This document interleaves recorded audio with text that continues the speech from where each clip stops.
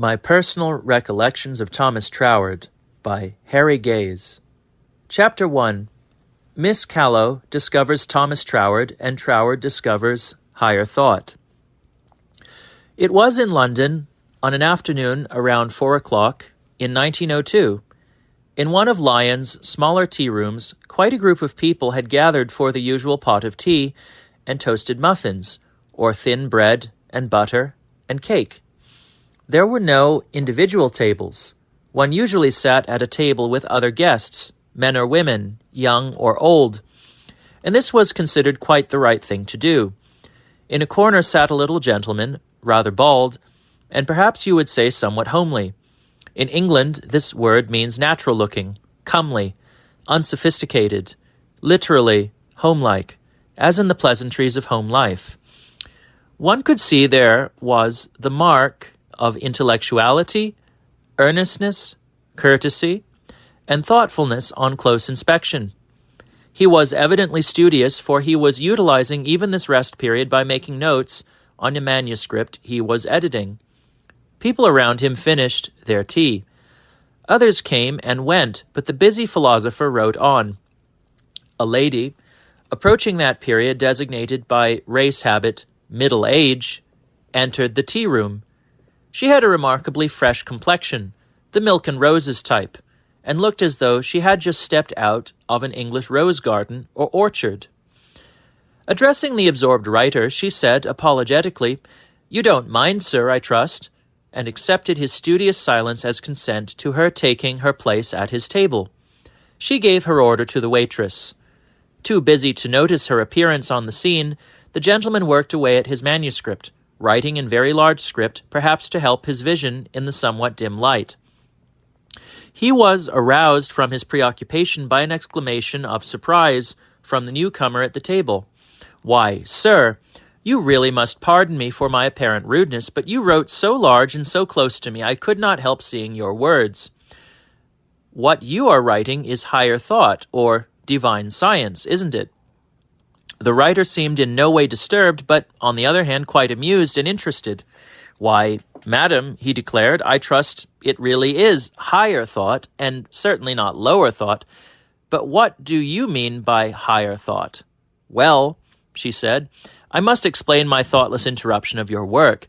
I am the secretary of a new organization at Kensington called the Higher Thought Center, where we study and listen to lectures on metaphysical truth applied to health, spiritual unfoldment, and successful living." The philosopher was duly impressed. The result of this informal conversation was the giving and acceptance of an invitation to see the Higher Thought Center and to attend some of its meetings. There was much mutual pleasure in the result.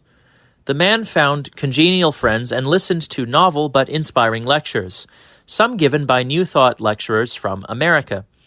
The center, in turn, found a congenial, wise, though humble, helper who aided them in any way possible, gradually becoming a sort of host to the center whenever he could visit London. This gentleman and scholar was Thomas Troward from India, and the lady Miss Alice Callow, the honorary secretary, whose loving efforts were faithfully and fervently devoted to the good of the center, in the formal-looking Kensington House in London. Here there were connecting drawing rooms adapted with folding chairs and platform for lectures and classes, a library of metaphysical books, and a reading room. On the library table were a number of magazines and journals, among which was an English magazine entitled Expression, and others from the United States, including copies of Mind, The Arena, Boston Ideas, Positive Thought, Unity, Universal Truth, Nautilus, and The Exodus. These titles tell the story. It was, for the most part, a spiritual invasion from America. On the shelves were books by pioneer teachers of New Thought and divine science. These included books by Henry Wood, Charles Brodie Patterson, Elizabeth Towne, Julius Dresser, Emma Curtis Hopkins, Melinda Kramer, Warren Felt Evans, Ralph Waldo Trine, and Emily Cady, My own writings found a place among them. Thomas Troward found a literal mine of mental and spiritual treasure in these books and in exchange of ideas in the company of friends from across the sea. He also had rich resources from which to draw and give to all for the additional light on life and mind that he received. His was the gift of a fine philosophy and a deep and provocative interpretation of the Bible, particularly the Old Testament. The contributions he received from Dr. James and Mrs. Ann Mills, and later Mrs. Annie Ricks Millets, were of more actively applied metaphysics, less abstract than the older type of metaphysics to which he had become accustomed. He admired the more spontaneous faith and ready intuitional acceptance of deep truths these teachers manifested, in contrast with his own method of plodding, carefully calculated reasoning. Thomas Troward found in the English magazine Expression a digest of the American truth teachings. While he gained much from the more popular form of New Thought, in its transition from the more abstract metaphysics, he expressed regret that some of its pure beauty was lost in this development. He was concerned that it might become too commercialized in the process.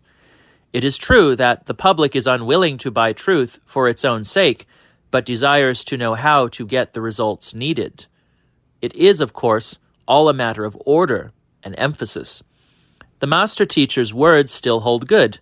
Seek ye first the kingdom of God and its righteousness, and all these things shall be added unto you. Many of the daytime gatherings of the Higher Thought Center were made social ones in addition to the lecture event of the day. There were the inevitable occasions for cups of tea, the favorite beverage. A lecturer at the center would be the target for a multitude of questions on personal application of the truth, and each questioner would feel at home only if the lecturer accepted a cup of tea. One lecturer remonstrated that he had already had 2 cups of tea, and the surprised lady exclaimed, 2 cups of tea? Only 2 cups of tea? Why, I have had 10 cups of tea today. Dr. Cornwall Round, a physician who studied the subject of suitable food and drink, as well as higher thought, always insisted, when he was an occasional visitor, that his questioner brought him a glass of milk. Each one had a special need that they hoped would be met by higher thought. To some, it was a health problem, and many had eloquent testimonies to the demonstrations they had made of healing through the new understanding. Others had problems of finance they brought to the center and found, through study, a harmony with the law of attraction, which brought due reward. The greatest demonstrations of all were those of new spiritual understanding and unfoldment.